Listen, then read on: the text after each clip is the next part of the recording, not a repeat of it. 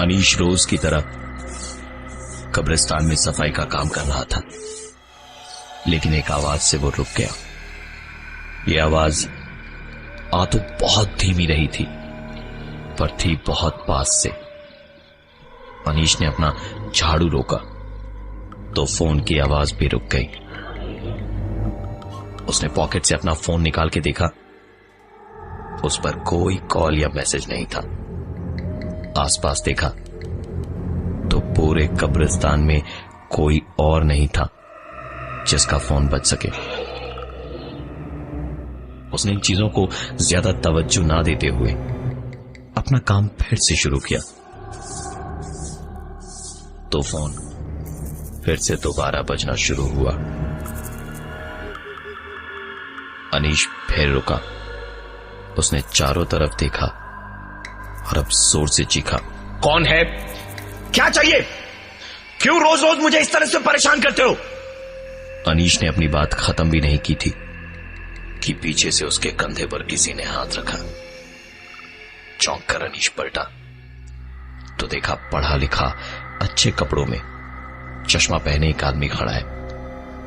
अनीश ने उसको ऊपर से नीचे तक देखा और उसे लगा कि शायद यही था जिसका फोन बज रहा था। अनीश ने उस पर चिल्लाते हुए कहा, भाई साहब, ये कब्रिस्तान है, गार्डन नहीं जहां आप घूम रहे हैं। क्या हो गया आपको? यहां पर यहां क्यों घूम रहे हैं आप? उस आदमी ने बिना कुछ बोले अपने फोन से दोबारा एक नंबर डायल किया। दोबारा धीमी सी फोन बजने की आवाज आने लगी जो कहीं पास ही थी, पर समझ नहीं आ रही थी कहां। अनीश दोबारा बोला, आपका दूसरा फोन यहां कहीं गिर गया है? मैं ढूंढने में मदद कर दूं क्या आपकी? इतने दिन से ये फोन बजता ही रहता है। इस बार उस आदमी ने एक गहरी सांस लेते हुए कहा, मार्था ना ऐसे ही करती है। मेरा फोन यार उठाती ही नहीं है। जब से यहां उसको दफन किया है बस उसे फोन करता रहता हूं, लेकिन उठाती नहीं है। अनीश ने पूछा, क्या मतलब? उस आदमी ने आगे बताया, दरअसल मैं और मार्था फेसबुक से दोस्त बने थे। वो यहां कोलकाता में रहती थी और मैं वहां मुंबई में। हम दोनों ने ट्रेन पकड़ के बीच रास्ते यानी कि बिलासपुर में मिलने का प्लान बनाया था। मैं तो वहां टाइम पे पहुंच गया, लेकिन यहां से उसकी ट्रेन तो पहुंची पर मार्था नहीं पहुंची। अनीश ने पूछा कि ऐसा क्या हो गया कि मार्था नहीं पहुंची।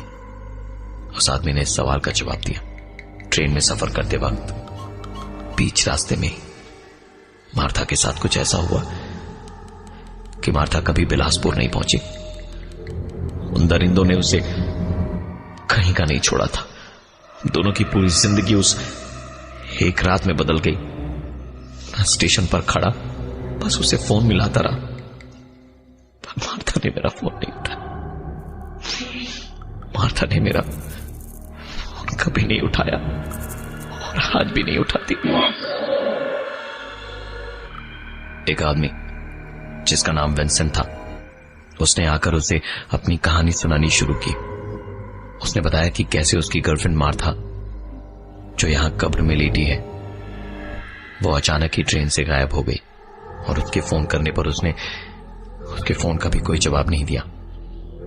जब वो बिलासपुर नहीं पहुंची तो उसकी तलाश में मैं कोलकाता आया।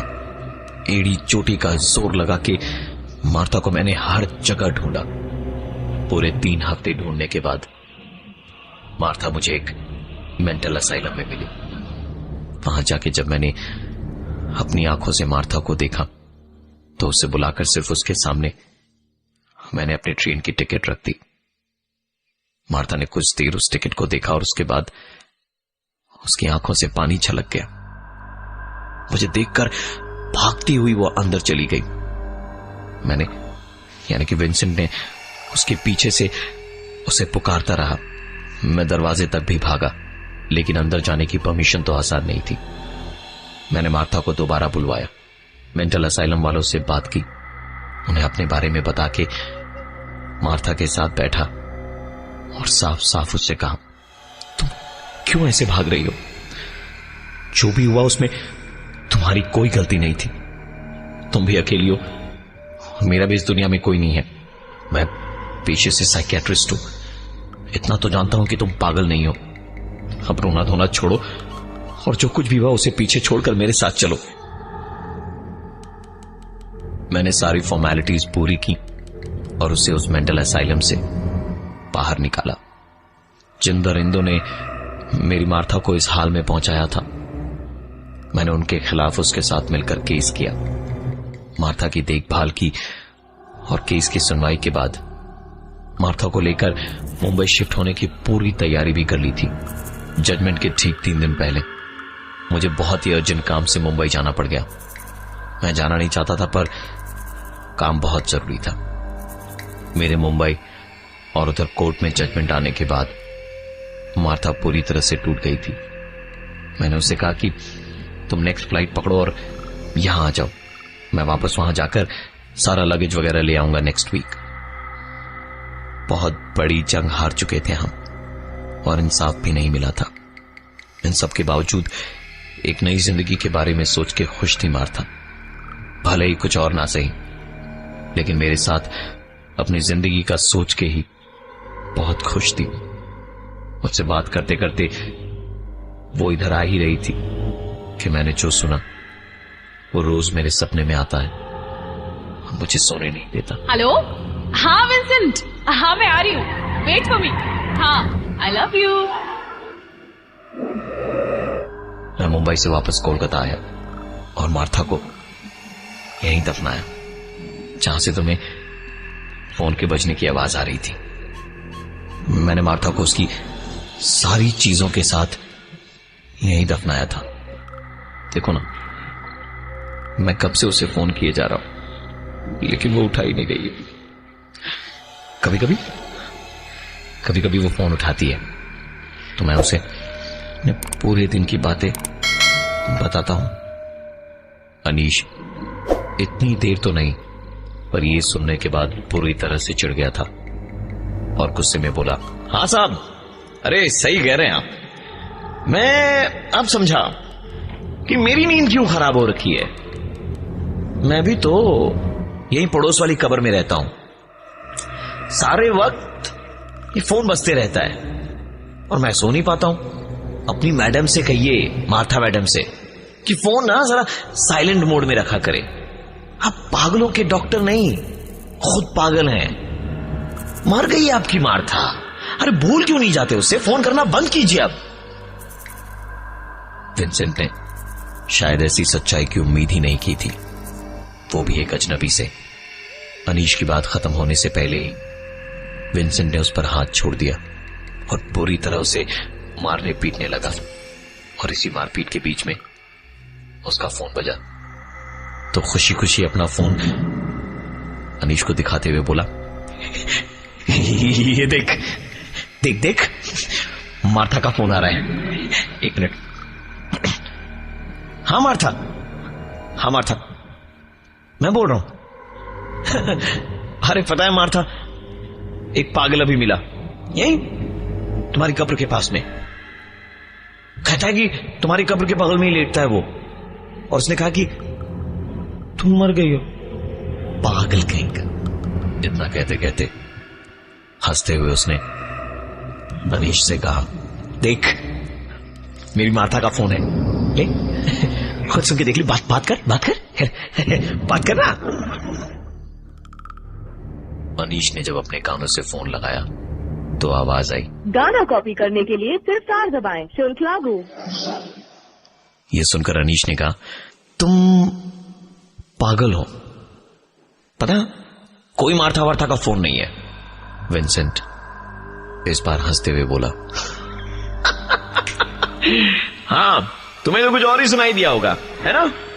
क्योंकि मार्था को सिर्फ मैं सुन सकता हूं, कोई और नहीं। मार्था के अकेले होने का फायदा कुछ लोगों ने उठाया। जिसके बाद वो मेंटल असाइलम में जानबूझकर दिमागी तौर पे बीमार बन के खुद को दुनिया से दूर रख रही थी। लेकिन विंसेंट, जो पेशे से एक साइकियाट्रिस्ट था और मार्था से बहुत प्यार करता था, उसने उसे वहां से खोज निकाल कर ले गया, उसकी मदद की, कोर्ट केस किया।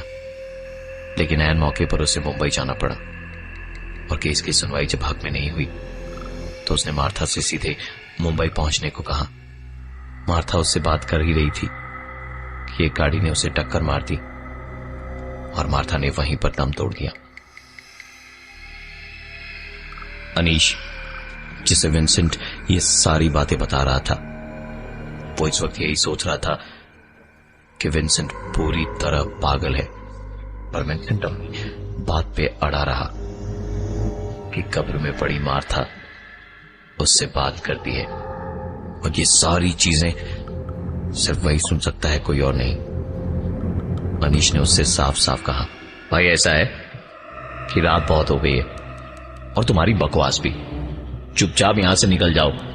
मैं कोई कब्र उम्र में लेटा हुआ इंसान नहीं हूं, मैं इस कब्रिस्तान का चौकीदार हूं। तुम निकलो तो ताला लगाऊं गेट पे। वैसे भी अभी एक फ्यूनरल के लिए लोग आएंगे तो सबकी एंट्री करनी होगी रजिस्टर में। फालतू की कहानियों के लिए मेरे पास में बिल्कुल टाइम नहीं है, चलो भागो यहां से। विंसेंट ने अनीश की बात सुन के मुस्कुराते हुए कहा, वो देखो, जिस फ्यूनरल की तुम बात कर रहे थे वो आ गई है। तुम यहां के चौकीदार हो ना, बस मेरा एक काम कर देना, मार्था को जरूर बता देना कि मैंने, यानी कि विंसेंट ने उन दोनों आदमियों को मार दिया है। और मार्था के बगल वाली जमीन में इस आते हुए फ्यूनरल के कॉफिन को दफनाना प्लीज। मैं बहुत दूर रह लिया मेरी मार्था से, जिंदगी दूर रहा।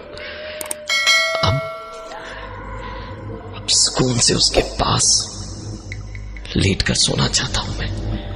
अब जाके मार्था फोन नहीं उठाती तो क्या हुआ, अब मैं उससे बात कर पाऊंगा क्योंकि अब मैं उसके साथ हूं। अनीश ने गेट की तरफ देखा और फिर पलटकर विंसेंट को। अब तक जो विंसेंट अपनी कहानी उसे बता रहा था वो विंसेंट वहां दूर दूर तक मौजूद नहीं था। जो फ्यूनरल आया वो विंसेंट का ही था।